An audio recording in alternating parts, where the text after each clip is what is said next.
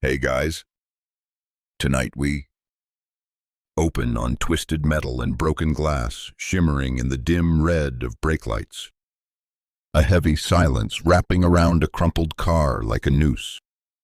So, before you get comfortable, take a moment to like the video and subscribe, but only if you genuinely enjoy what I do here. Drop your city and local time in the comments so we know who's listening tonight. Now, dim the lights. Maybe turn on a fan for that soft background hum. And let's ease into tonight's journey together. I had always thought death would come with a warning. Some kind of slow fade. A hand holding mine. Whispers of goodbye. But when it came for me, it was thunder. Glass. Screams. And then silence. It was supposed to be a short drive. Just 20 minutes across town to pick up dinner. I remember the music playing some old rock ballad from the 80s, and I was singing along. Off-key. Tapping the steering wheel with 2 fingers. It was raining. Not hard, but enough to blur the windshield and scatter the streetlights into long smears of gold. Then headlights. Too close. Too fast. The impact didn't feel like pain. It felt like being ripped away. Like a giant hand had reached into my chest and pulled my soul straight out through my spine. 1 second I was behind the wheel. The next, I was somewhere else. There was no time. No transition. Just a jolt, and suddenly I was above it all. Floating. Watching. Below me was the car. Crushed and smoking. The front end had folded like paper against a concrete divider. My body was slumped against the steering wheel. Blood pouring from my forehead. People were running toward the wreck. Phones out. Screaming. I should have felt something. Fear. Panic. Sadness. But I didn't. I felt nothing. Just a hollow detachment. Like I was watching someone else's tragedy unfold in slow motion. I remember thinking, am I dead? The moment the thought crossed my mind, everything changed. The world below vanished, ripped away like a theater curtain. I was no longer floating. I was falling. Not through air, but through something denser. A darkness so complete it devoured sound. My arms flailed. But there was no resistance. No wind. Just a sickening pull. As if the very concept of gravity had turned against me, dragging me down with increasing speed. And then I heard it. Faint at first, like wind through a tunnel. Voices. Wailing. Screaming. They rose in volume. Layer after layer. Until it became a wall of human agony. No words, just raw. Endless suffering. It drilled into my ears, into my bones. The sound alone made me want to curl up and vanish. But I couldn't. I kept falling. The darkness grew hotter. Not warm, scorching. Like I was plunging toward the heart of a furnace. My skin, or whatever version of me existed in that place, felt like it was blistering from the inside out. I tried to scream, but my voice didn't exist. My mouth didn't move. I was thought and fear and pain, tumbling into the unknown. And then I stopped.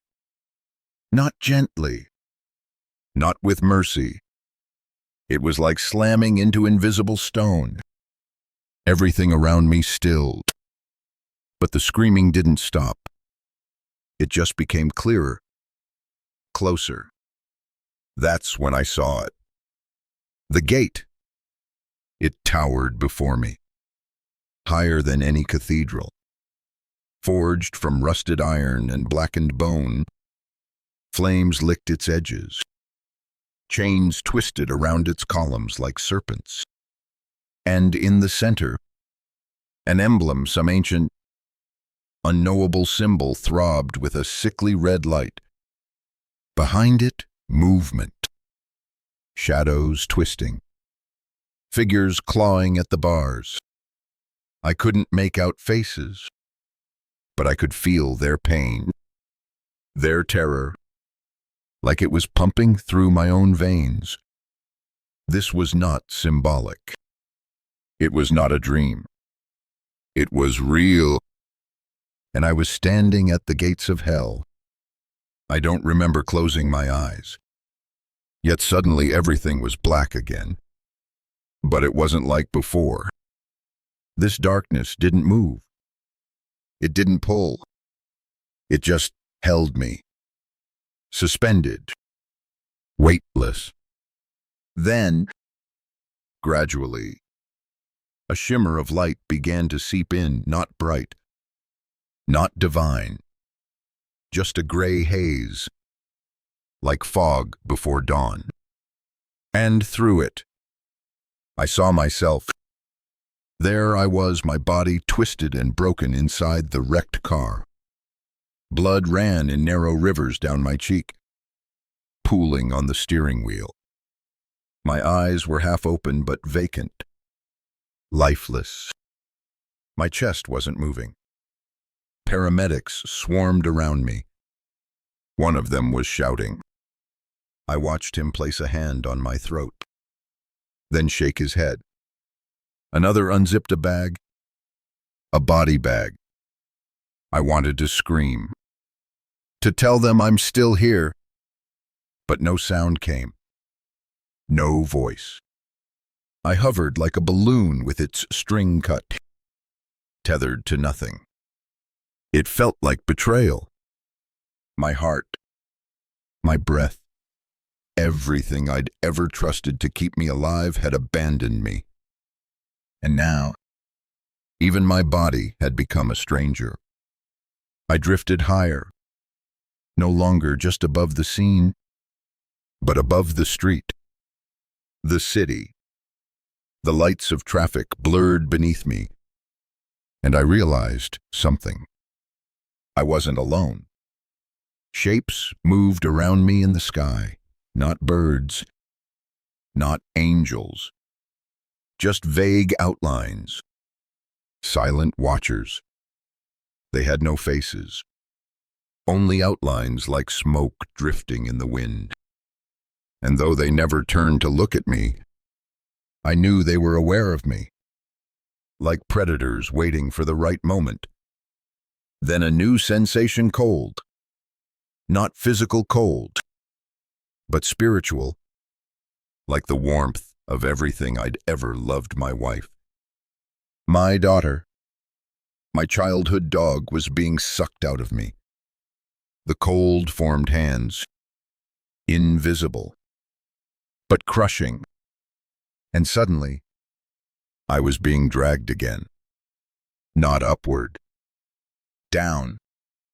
This time, I didn't fall. I was taken, ripped downward through the layers of air, through the crust of the earth, through something unseen but deeply ancient. The sensation was like being swallowed by the universe. And it didn't stop. No matter how much I mentally screamed, begged, or prayed, nothing answered. I wasn't going to heaven. I knew that now. I was being claimed. And as I descended, the last thing I saw before all light was lost was the paramedic zip the black bag over my face. Then the light above vanished completely, and only darkness remained. There are no words in any language that can prepare the mind for what it's like to be pulled away from the last thread of light, to realize you are no longer a part of the world of the living. And worse, you are being taken somewhere that feels older than time itself. The descent didn't feel like falling anymore. It felt like sinking into something viscous and alive. The darkness had texture thick, pressing in on all sides, like molasses made of shadows and dread. Every second deeper into it, the space around me got colder, yet my inner being burned, a paradox of sensations that made me feel like I was being unraveled. Then I began to hear it again. The screaming.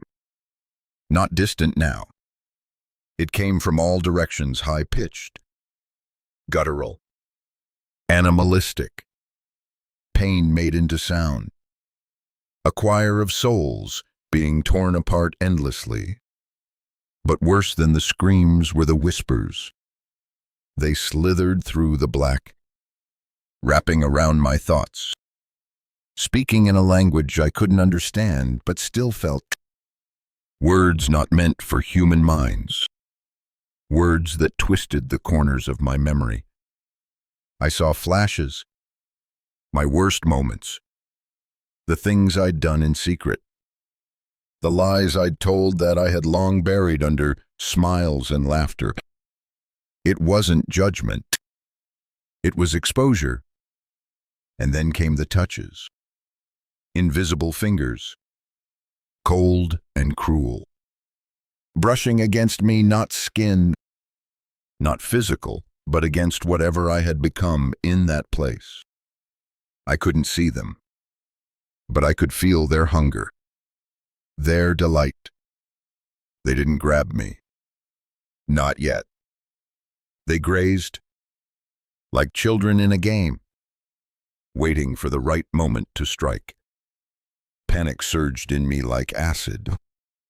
I tried to resist, to pull back, to think of anything good, my daughter's laughter, the warmth of my wife's hand, but those memories began to slip like sand through my mind, fading, dimming, replaced by the endless descent. Then I heard my name, not called aloud, but spoken directly into my soul. It was wrong. The way it was said felt like mockery, like a butcher calling a cow by name before the blade. I had never heard a voice so void of compassion. It was the sound of power, soaked in hatred. And suddenly, the darkness wasn't just darkness anymore. Shapes began to form. At first, they were just silhouettes, barely visible through the haze. But the deeper I was pulled, the clearer they became, bodies twisted and contorted in impossible ways. Arms where there shouldn't be arms. Faces split open by mouths that never stopped screaming. They weren't moving. They were suspended. Thousands of them, floating in the black, writhing slowly, endlessly, as if trapped in invisible webs of torment. And I was joining them. The pressure around me increased. I felt myself dragged by unseen chains, tighter now, winding around what felt like my spirit. No blood, no bone, yet I felt pain sharper than anything I'd known in life. It wasn't just physical. It was soul deep. A torment that felt designed for me. I was being welcomed. I could see a shape forming in the black far below, vast and spiked. A mountain, or maybe a tower. A place of origin for the voices. And behind it, something burned, red and pulsing. Not fire, not heat, but something alive. Something waiting. Something that knew me. I wanted to fight. to scream, to wake up. But you can't wake up from truth. And this was truth more raw and ancient than any dream. I was going to hell. And I knew, in the marrow of whatever I still was, that I deserved it. There was no time anymore. Seconds bled into minutes. Minutes into something formless. In that place, you didn't count time, you endured it. Every moment stretched like sinew, taut and vibrating with dread. I continued to descend, falling not like gravity pulls a rock, but like purpose pulls a soul. The space around me pulsed with energy, black-red and suffocating. I couldn't tell if I was screaming or if the sound came from everything around me. The air, if it could even be called that, shimmered with an oppressive hum, like a million flies buzzing just beneath the threshold of sound. It made my bones itch, though I no longer had bones. And then light, but not salvation. Far below, through cracks in the black, I began to see flickers of orange, of red, of something boiling and shifting. Fire. Maybe. But it didn't flicker like earthly fire. It breathed. It surged with intention. And between those molten veins, I saw movement. Figures crawling along jagged terrain. Not people. Not demons. Something in between. Their bodies were deformed. Skin stretched over protruding ribs. Backs arched in eternal suffering. Some dragged chains behind them. Others were lashed to the walls made not of stone, but of screaming faces, stacked upon each other, mouths agape, eyes weeping ash. They didn't notice me. Not yet. I was still falling, still being delivered. The air grew thicker, each breath a labor. Not that I needed to breathe, but the memory of breathing remained, and it begged for relief. The heat grew unbearable, and the stench, God, the stench, was of rotting flesh cooked slowly, eternally. Sulfur, burnt hair, a sweetness that had turned sour. It crawled up my senses and settled behind my eyes. That's when I heard it again. The screaming, no longer distant. It enveloped me, wrapped around my mind like a noose. But this time, I could make out words, individual voices, shrieking in recognizable language. Cries for help, for forgiveness, for death. Please, someone help me. Make it stop. Oh God, please, make it stop. Mommy, please, no more fire. It shattered something in me. I tried to turn, to rise, to will myself back. But no movement came. I was a leaf in a current, being carried toward a river of agony that had no shore. Then I saw it. The pit. A vast chasm opened beneath me, ringed by walls carved with writhing figures. Their forms melted into the very stone. At the center, a colossal wheel of fire spun slowly, grinding bodies beneath it like a millstone of eternal punishment. Faces stared up from its surface, their mouths locked in frozen screams. Above the pit, thousands, no, millions of souls swirled, some falling, some rising briefly only to be pulled back. And all around it, watchers, tall, Gaunt beings stood on platforms of bone and iron, draped in tattered robes that fluttered without wind. Their eyes burned blue, but not with life, with judgment. They held long staffs etched with ancient symbols that glowed with sorrow. As I passed beneath them, I felt their gaze pierce through me like knives through paper. I didn't know their names, but they knew mine. They knew every moment I'd lied, every glance I gave out of lust, every cruel word I thought I'd buried under apology. There was no trial here, no arguments, just truth. Naked, raw, and permanent. I had always believed I was a decent man. I worked hard. I provided. I prayed, sometimes. But down here, all the excuses, all the masks, I couldn't even remember how to wear them. And the realization crushed me more than the descent ever could.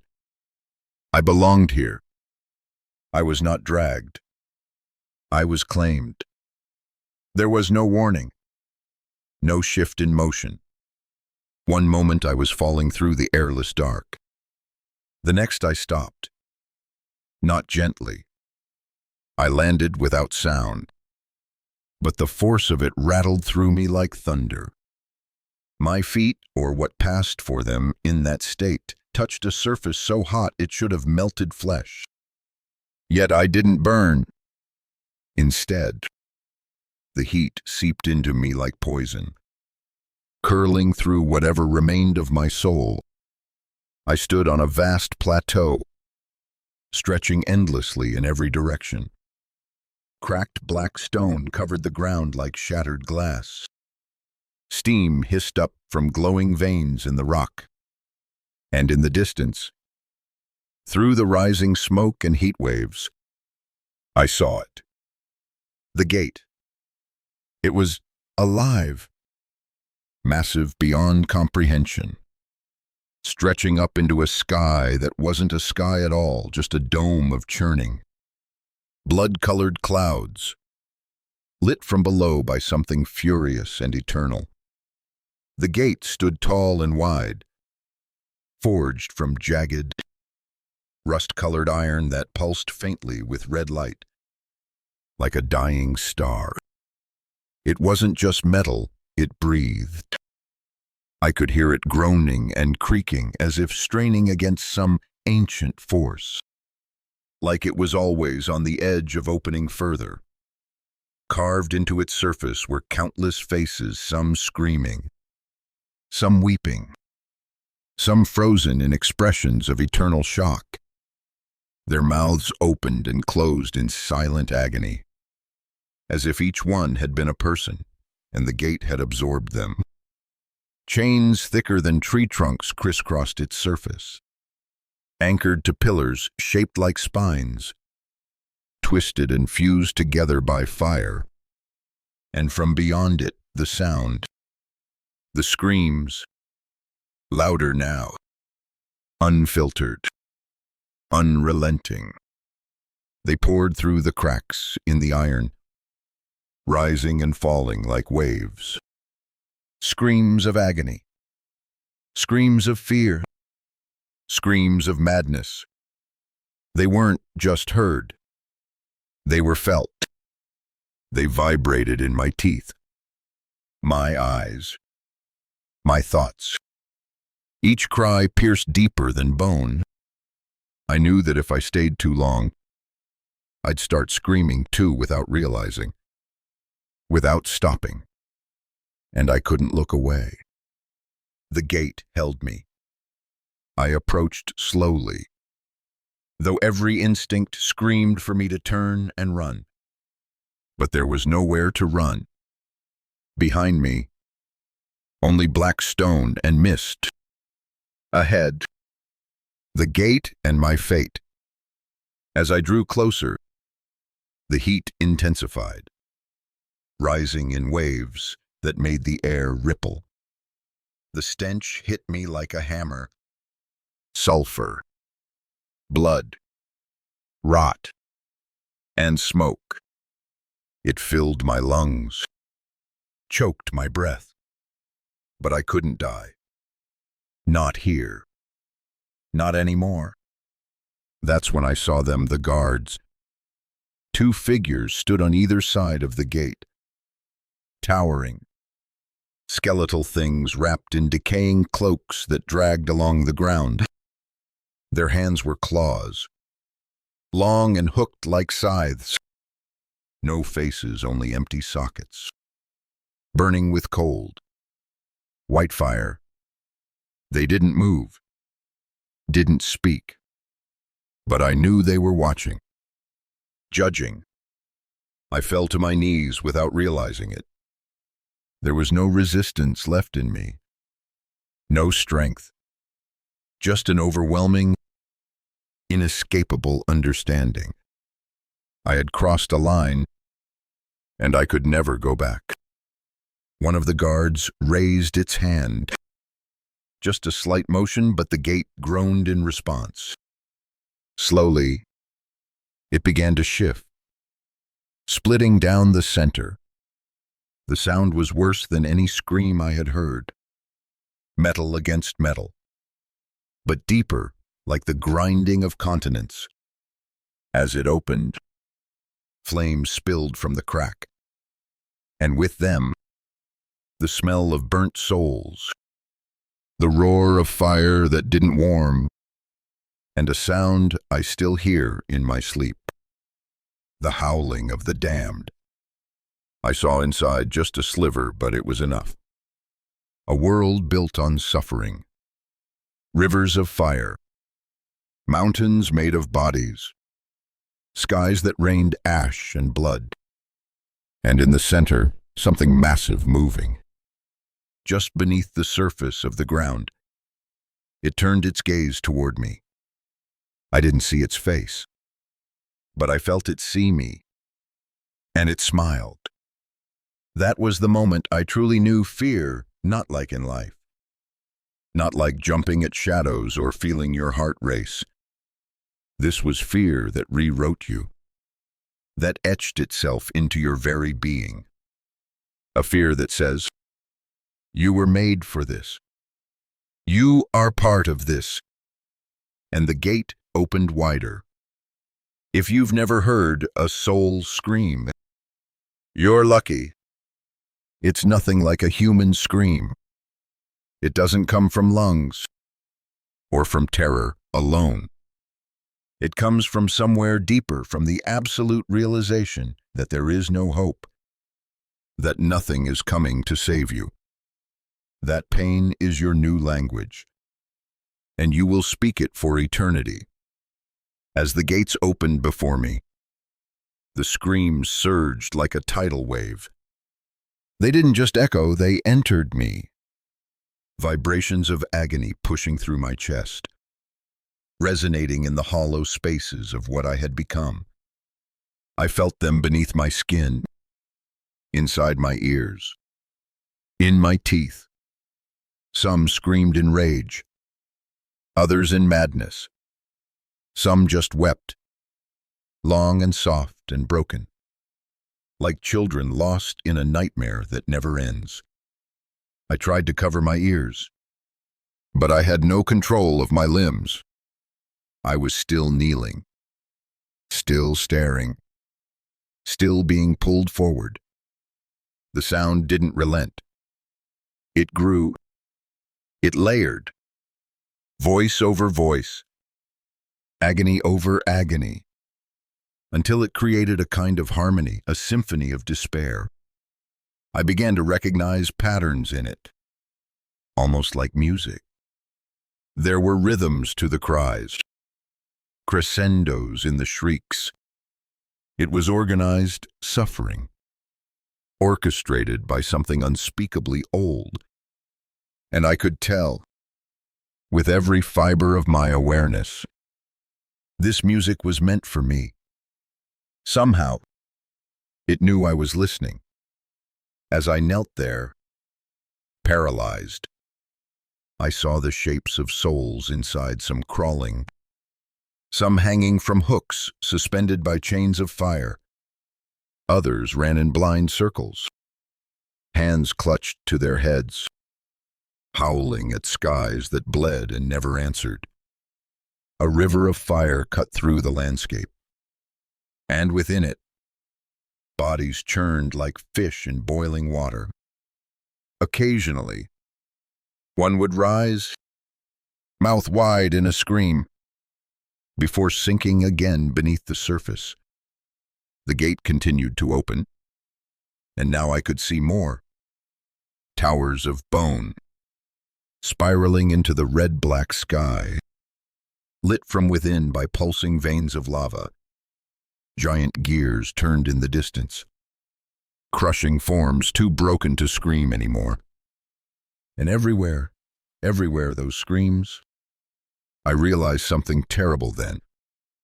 There was no conversation in this place, no whisper of comfort, no prayers, no names, only screams. And that meant that once I entered, I would lose even the ability to speak for myself. My scream would join the rest, indistinguishable. My thoughts would be devoured by the agony until all that was left of me was sound, and suffering. Added to the choir of the damned, the thought nearly broke me. Suddenly, a voice not my own echoed through the air. "He hears you." It was feminine, but sharp, like broken glass under silk. I didn't know where it came from. It wasn't spoken aloud. It was injected directly into my mind. "He wants you to scream. He needs you to scream." I turned my head, finally able to move. Behind me, a woman stood, or something shaped like a woman. Her skin shimmered like oil over flesh, too smooth, too perfect. Her eyes were hollow voids, leaking shadow that coiled like smoke.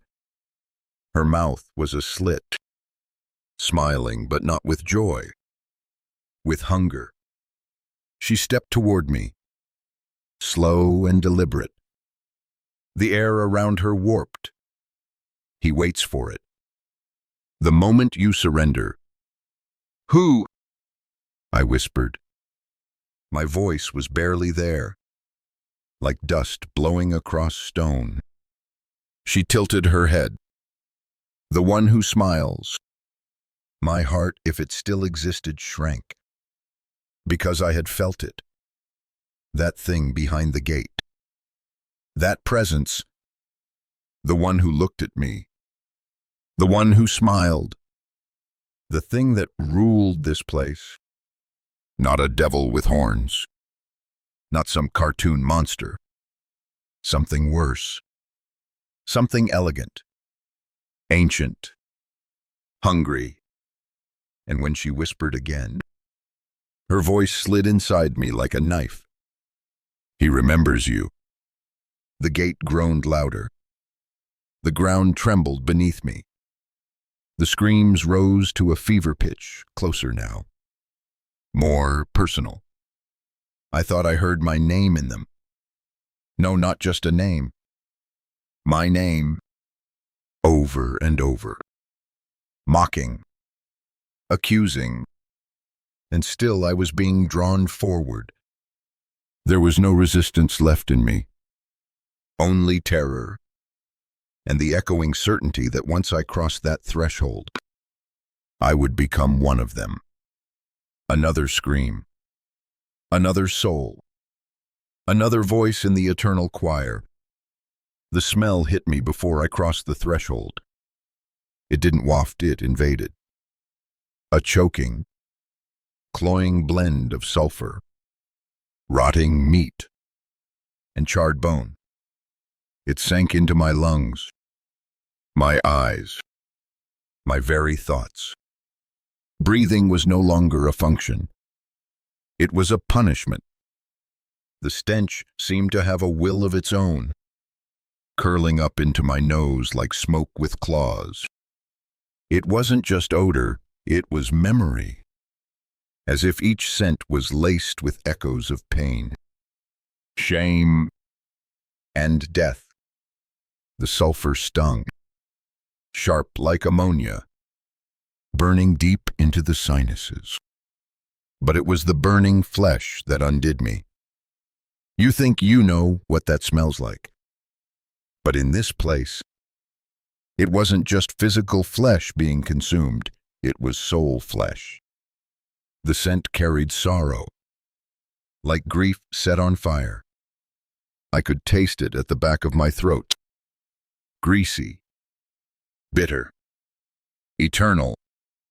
I gagged, even though I no longer had a body to react with. The memory of vomiting welled up in me, but nothing came. Only dry heaves of spiritual rejection.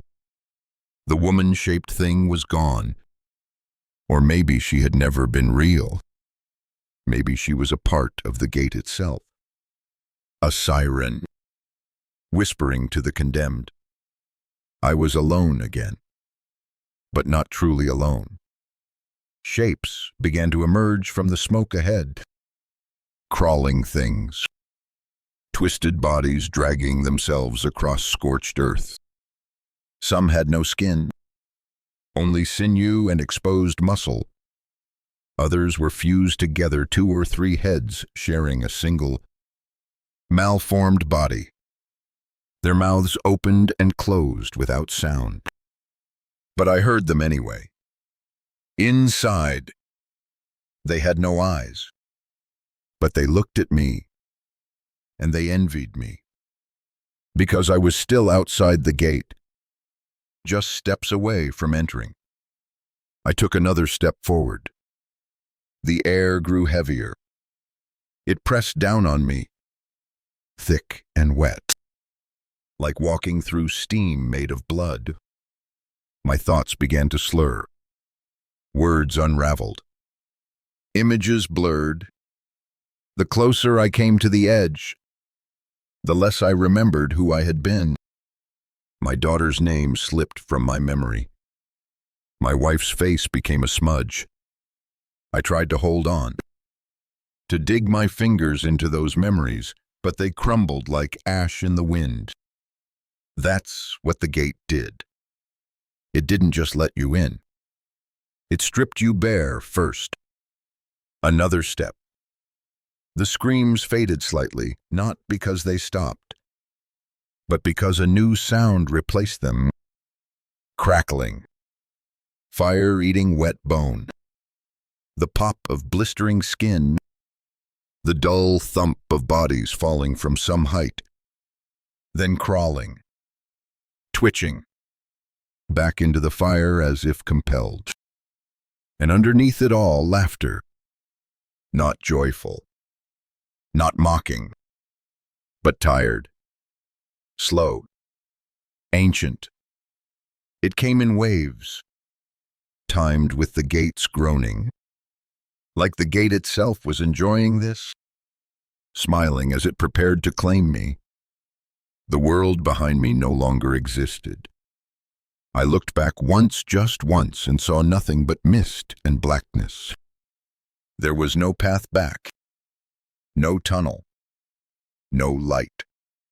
Only forward, only inward.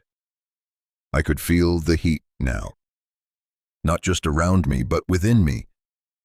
It began to rise through my limbs, through my gut, into my spine. It wasn't just physical heat, it was spiritual combustion. Like the engine of damnation had already begun churning inside me, burning away all pretense, all identity, until only essence remained. And that essence, it belonged to hell. I understood then that the gate didn't judge. It didn't weigh your sins. It didn't bargain. It recognized, and it had recognized me from the moment I died.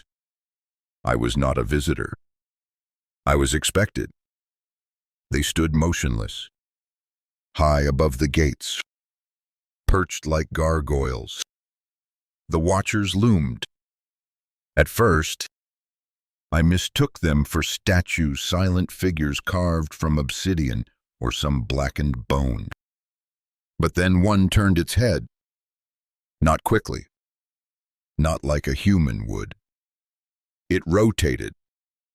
Slowly, deliberately, as if acknowledging my presence had always been part of a script etched into the very bones of hell. There were 6 of them, 3 on each side of the gate, evenly spaced. They didn't blink. They didn't speak. They simply watched. And I've never felt so exposed. They weren't like the guards who stood below. Those faceless, robed sentries with their flaming eyes. The watchers were older, taller, stranger. Their limbs were too long. Their joints bent in ways that defied anatomy.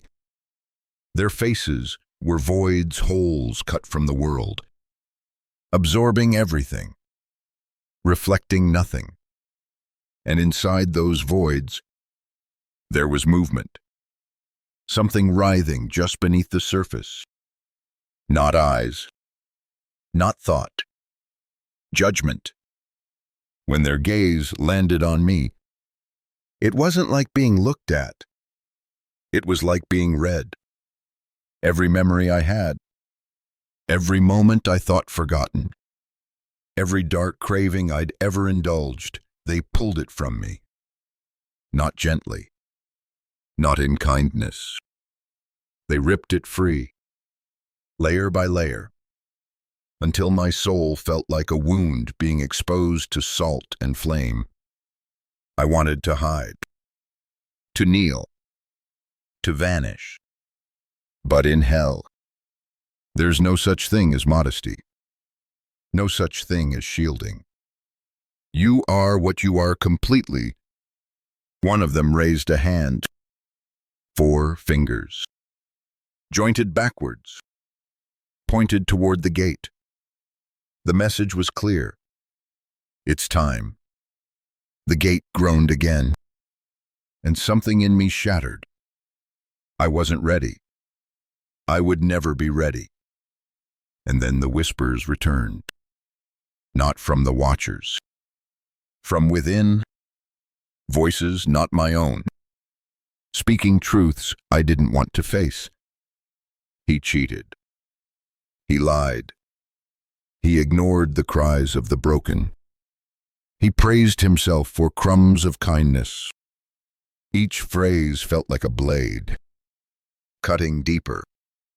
I tried to deny it, to scream back, but I couldn't even form a thought. The voices inside were me. They knew where to strike. They didn't accuse, they reminded. The watchers said nothing. They didn't need to. They were the silent record keepers of every soul that crossed this threshold. They didn't punish. They simply witnessed. Their role was to remember and to ensure that no one entered these gates unacknowledged. A final, eternal humiliation. As I stood before the threshold, the scent of burning bone clinging to me like fog, I felt their collective gaze weigh upon my spirit like a millstone. And for the first time since dying, I thought of my father. He'd warned me about this, not in fire and brimstone sermons, but in quiet conversations. He used to say, "We're all going somewhere after this. And where we go, well, that depends on what we love most when we're alive." I thought I loved my family, but in that moment, I saw it clearly. I'd loved myself more. The watchers knew it. And now, so did I. Their heads turned in unison, back to the gate, It was open wide now. There was no wall between me and the inferno. Only air and memory and the slow, certain pull of destiny. They say in stories that when you die, you'll be judged, that some figure will appear. A man in robes, maybe a book in hand, who will ask you to account for your life. That you'll argue, plead, maybe cry, and be given a verdict like in a court. But here, there was no courtroom, no voice, no trial, only truth, standing naked before eternity. The judgment didn't come from outside. It rose up from within me, like floodwaters breaking through a dam. Every moment I'd ever wanted to forget came crashing through my mind at once. I wasn't being punished. I was being shown what I had always known but buried under routine. Distraction. Justification. I saw myself as a child, stealing coins from my mother's purse while she cried in the kitchen over bills she couldn't pay. I saw the look in my friend's eyes when I betrayed him, just to keep a secret that didn't matter. I saw my wife standing at the window one night, waiting for me to come home while I was in a hotel bed with someone whose name I never even asked. Each moment arrived with perfect clarity, unfiltered, unsoftened by time. No excuses, no context, just raw decision. Every choice I'd made that darkened the light inside me now played like a film I couldn't stop watching. And it hurt. Not the pain of flames or blades, but something far worse, the pain of wasted love, of discarded chances, of knowing what was right and choosing comfort instead. It was like drowning in regret that had grown teeth. Then came the weighing, but again, not in the way I expected. I felt a scale in my chest tilt, not literal, but spiritual, a measurement being taken. But it wasn't about how many good deeds versus bad ones. It was intention. It was truth. It asked, when no one was watching, who were you? And I knew the answer. Not a monster, but not good, not kind, not who I had promised to be. And suddenly, I realized that was enough. Enough to damn me. Because hell didn't need monsters. Hell was built for people like me. People who told themselves stories, who lived half-truths, who loved on the surface but feared the sacrifice of real virtue, who knew better and still chose less. Tears should have come then, but I had no eyes, no skin, only a soul unmasked, shivering in the firelight. I fell to my knees again. Not out of fear, out of recognition. This was not punishment. This was revelation. I was seeing myself not as others did, not as I pretended to be, but as I truly was.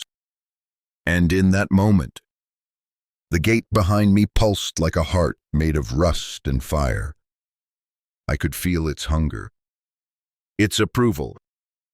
It had been watching the judgment too, not as judge or jury, but as home, welcoming one of its own. The watchers didn't speak. They didn't need to. Their silence was the verdict. And as the ground beneath me trembled, and the chains in this distance began to stir like serpents waking from sleep, I understood what came next. There would be no voice telling me I was damned, because I already knew. The earth beneath me split open not with violence, but with inevitability. A thin crack first, Then a sudden, yawning gash that spread in a jagged line toward where I knelt. Red light poured from its depths, like blood from a fresh wound, illuminating the space around me in a pulsing, hellish glow. Then came the chains, not thrown, not dropped. They rose, coiled, living things forged from darkness and flame. They slithered up from the chasm like eels from the deep. Dozens of them, each one whispering as it moved, not with voice, but with memory. They knew me, and they hated me.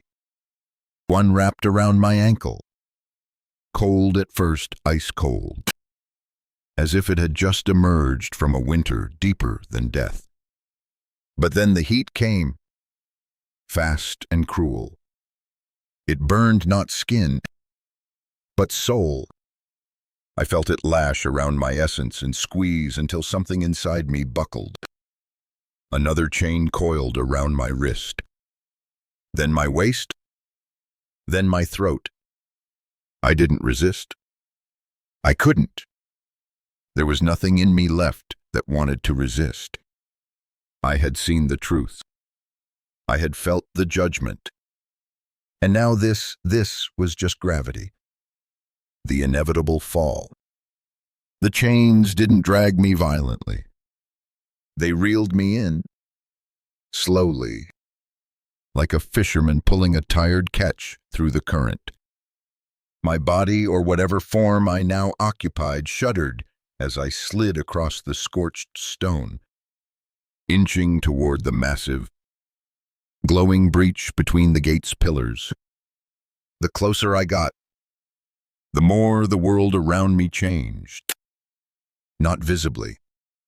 Spiritually. It was like stepping out of reality itself and into something more real than real. Every sensation pain. Heat. Sorrow magnified. Every memory sharpened to a blade. My regrets danced before my eyes like ghosts. Laughing. Weeping. Pointing fingers. And then I heard it. From beyond the gate. A deep, low rumble. A breath. Not of air, but of power. It filled the atmosphere like thunder rolled in reverse. My chains quivered in response. The very stone beneath me pulsed, as if excited, as if welcoming. I knew, in that moment, that something beyond the gate was alive. Something old, older than death. It wasn't just watching me. It had chosen me. That realization shattered what little I had left of my sanity.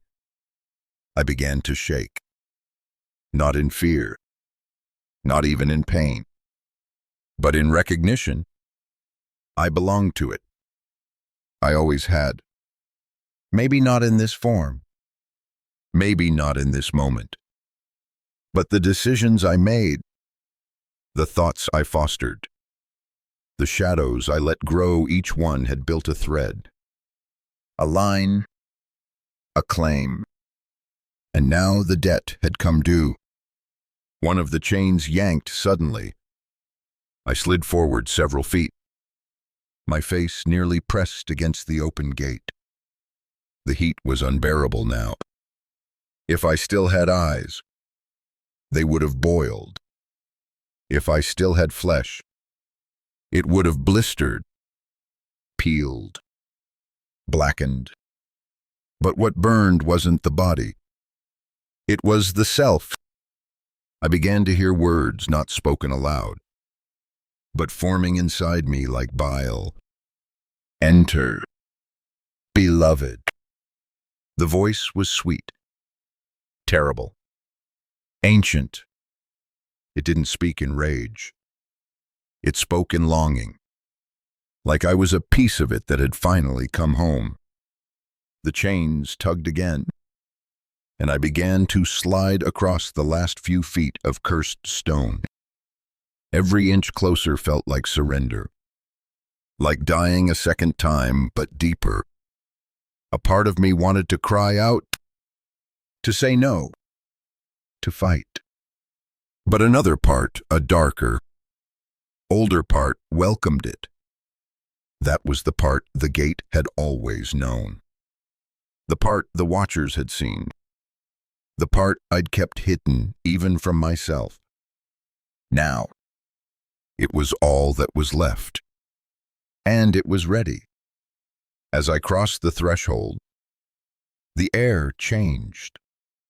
No, not air. There was no air here. But something in the very fabric of the place shifted. It wasn't just hotter. It was aware.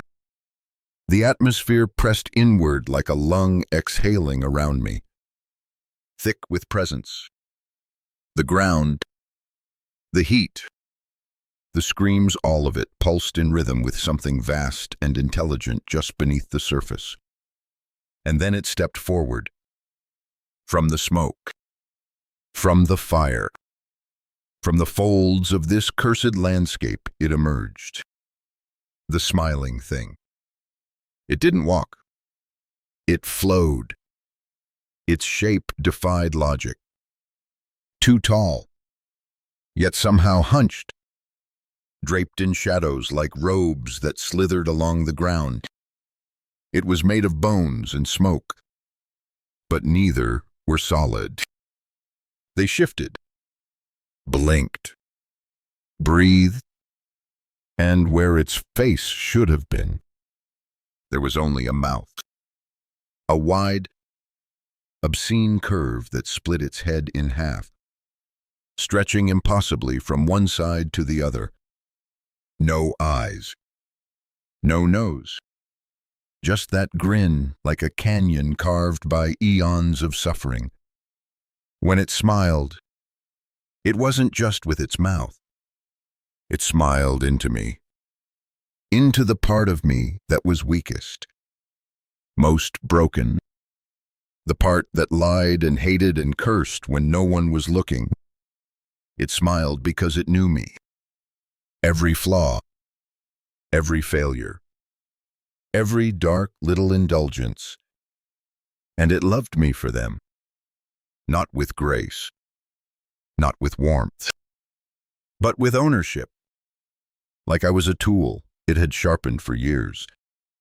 And now, finally, it had returned to collect me. I tried to step back, but the chains pulled taut. I was still bound, still tethered, still offered. The thing didn't speak, not in the way mouths speak, but its presence formed words in my skull. Not thoughts, not voice, just understanding, burning into my consciousness. You've come far.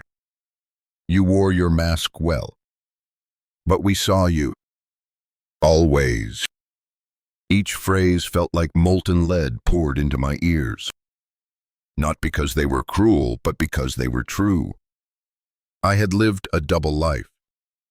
One foot in decency, the other steeped in selfish rot.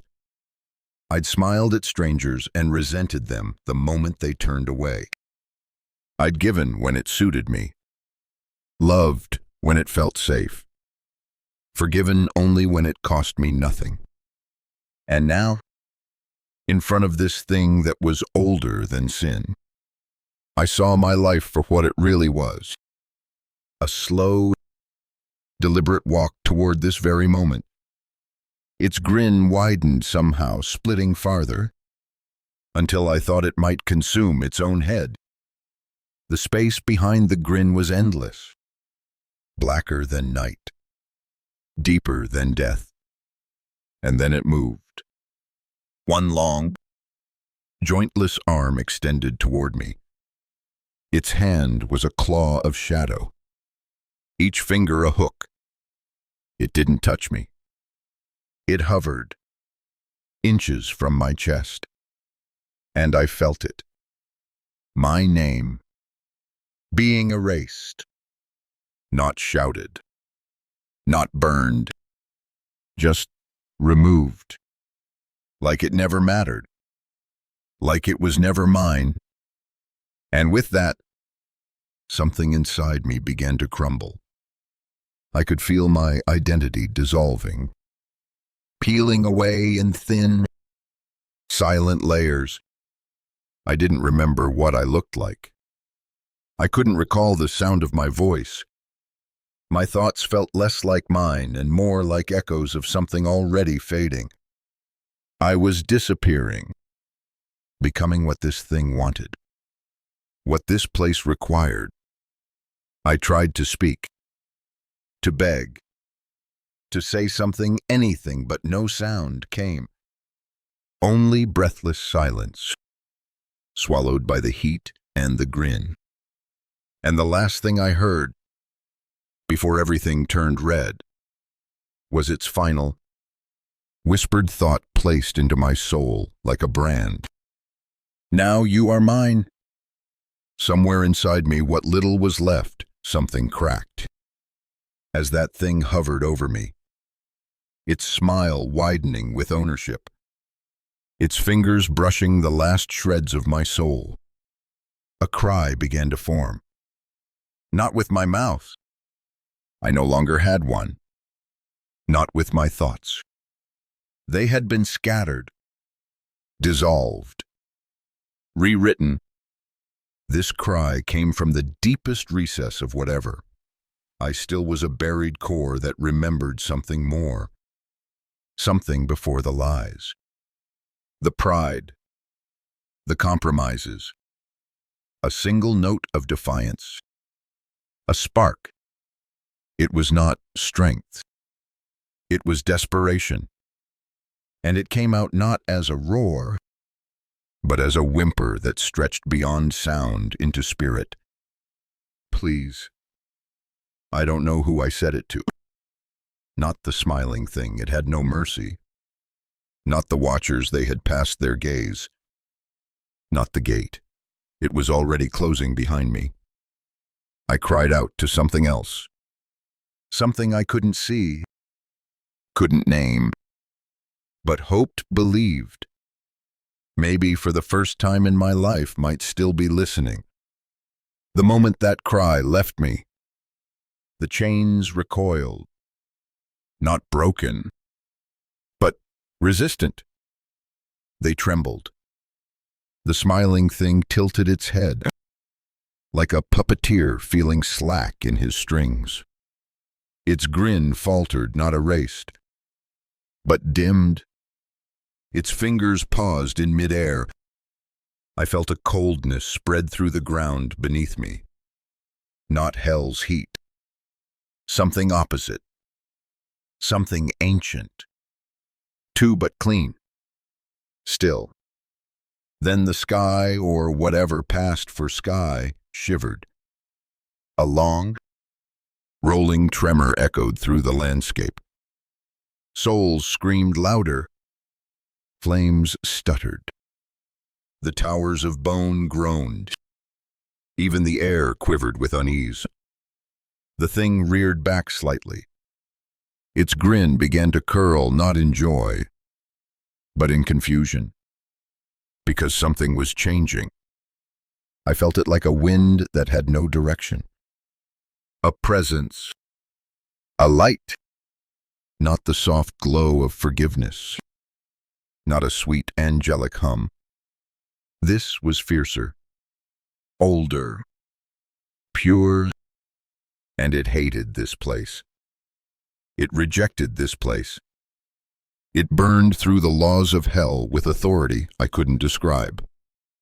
And then I saw it. Not a figure. Not a shape.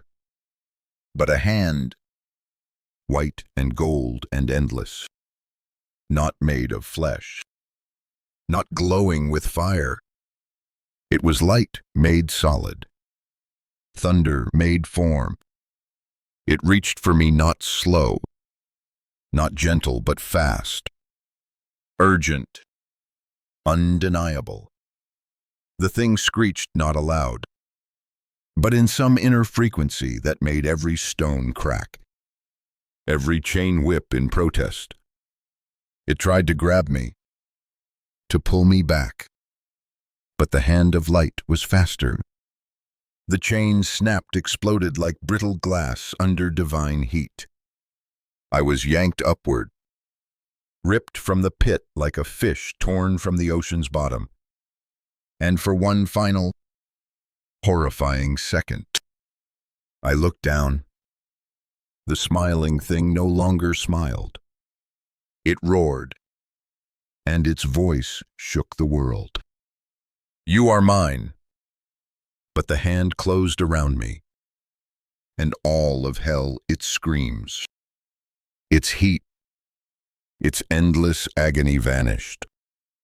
There was no tunnel, no gentle return, only a tearing noise, like paper being ripped from the fabric of reality.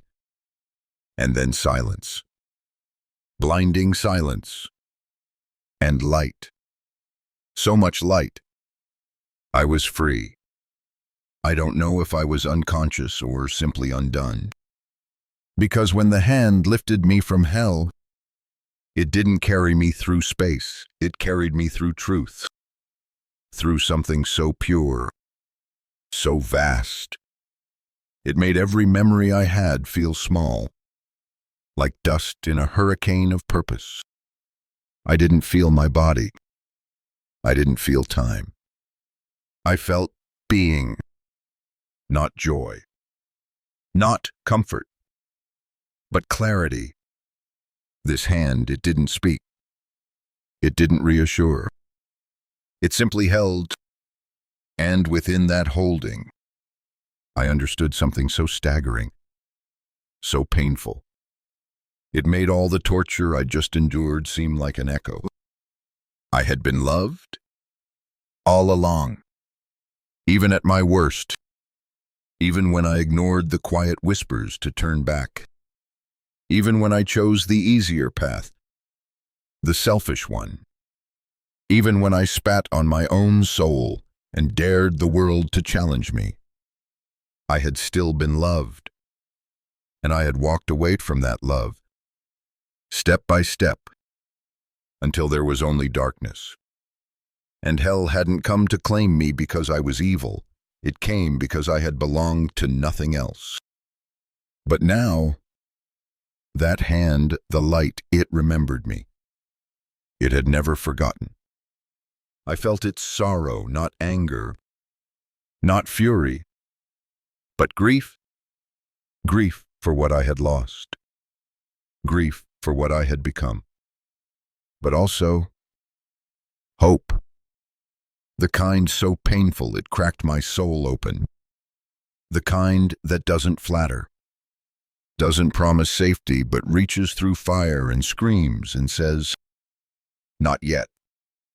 And I wept, not with tears, not with sound. I wept in spirit, for what I had done, for who I had become, for what I had almost become forever. The light began to dim, not fade, but fold, like a curtain being drawn, revealing the dim shadows of a room. I could feel a weight again. Breath, skin, the pressure of cloth. I was returning. My spirit screamed in protest, not because I wanted to stay in hell, but because I wasn't ready. I didn't deserve this rescue. Not after what I'd seen. Not after what I'd chosen. But mercy doesn't ask permission. It just is. And so, I fell. Not like before. This was softer, slower, like being lowered into still water, until I slammed into my body with a gasp that tore open the world. I was alive. The first thing I felt was weight. A crushing, suffocating heaviness pressing down on my chest, like someone had stacked bricks over my heart. Then pain hot, sharp, radiating from every corner of my body. But compared to where I had just been, it felt like a whisper. I opened my eyes. Fluorescent lights, white ceiling tiles, a soft beeping sound beside me, steady and slow. I was in a hospital. I blinked. Once. Twice. My vision blurred, then focused. Tubes in my arms. Bandages across my ribs. The faint antiseptic sting of sterile air filled my nose. I was back, but not whole. 2 nurses gasped. One ran out of the room, yelling something I couldn't catch. The other came to my side, wide-eyed, trembling. "You're awake." "Oh my God, he's awake." I couldn't speak yet. My throat felt like sandpaper, but I wanted to tell her no. I'm not awake. Not really. Part of me was still there, still kneeling in front of that gate, still hearing the screams. A doctor rushed in, then another. They shined lights in my eyes, checked my pulse, muttered in stunned disbelief. Flatlined for 6 minutes. Never seen anything like it. He shouldn't be conscious, let alone responsive. I didn't care about their words. I wasn't listening to them. I was listening to the silence inside me. Because it was the first silence I'd known in what felt like eternity. And in that silence, tears began to fall. Not from pain, not even from relief, but from understanding. I had died. I had gone somewhere, and I had been rescued. My wife came later. Her hands were shaking as she touched mine. She kissed my forehead and sobbed into my neck. I tried to speak, but no words came. So I just held her. And in that embrace, I felt something I hadn't in years, real love. Not the kind I'd performed, the kind I'd taken for granted, but real, unfiltered, undeserved love. Days passed. They told me about the accident. Head-on collision. The other driver had been drunk. He died instantly. I wasn't supposed to survive. Skull fracture. Internal bleeding. Multiple broken ribs. Flatline on the monitor. No pulse. They had called time of death. But 6 minutes later I came back. Gasping. Weeping. Screaming a name no one recognized. They thought I was hallucinating. That my brain had simply sparked in those last seconds. That it was a dream. A trick of dying neurons. But it wasn't. And I knew it. Because I still felt it. Hell hadn't been a metaphor. It wasn't a warning. It was a destination. And I had gone there. Not because I was a murderer. Not because I was evil. But because I was lukewarm. Because I had played both sides. Because I lived for myself and wore kindness like a costume. And in the end, that was enough to fall. But now, for reasons I still don't understand, I was here again. Alive. Whole. Changed. People ask me what it felt like. Dying. Leaving my body. Seeing the other side. They expect light. Peace. A tunnel filled with love. But I don't tell them that. I can't. Because the truth is a burden I carry alone. I didn't see angels. I didn't see my loved ones. I saw the gate. I saw the truth of myself, stripped of all illusion. I saw where I was going and where I belonged. And that image has never left me. Not in the daylight. Not in my sleep. Not even when I try to bury it in prayer. I see the smiling thing, its mouth stretching wide. I hear the screams, still echoing beneath the silence of every moment. I smell the sulfur and the slow burn of flesh that doesn't die. I feel the chains coiling somewhere inside me, waiting, remembering. But I also remember the hand, the light, that impossible moment when mercy tore through the gates of hell and pulled me back. So now I live differently. Not perfectly, but honestly, I wake up every morning and thank the God I once only vaguely believed in. I thank Him for one more breath, one more day to try again. I hold my daughter a little longer each night.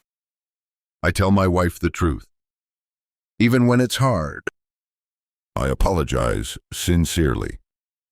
I pray not for things, but for clarity, for strength to walk toward the light, not just talk about it. I don't attend church every Sunday, but I do walk with intention. I do watch my choices like they're shadows that might one day take form, because I know what waits when they do. I tell people now, heaven is real, but so is hell. And hell isn't a place you fall into by accident. It's a home you build with your choices, brick by brick, thought by thought. And when the moment comes when you cross over, what you've built is what will claim you. But here's the part that wrecks me most. Even then, even when I stood at the edge of damnation, a single cry, a whisper of mercy was heard. And that was enough. Just enough. So now, I never forget. Not the fire, not the screams, and not the grace that found me in the middle of both. I am a man who died. I saw the gate. I heard my name called from within it. But I also heard another voice, one stronger, one older, one full of mourning and impossible love. It said, "Not yet." And for as long as I walk this earth, that voice will walk with me, guiding me, reminding me, saving me still, every single day.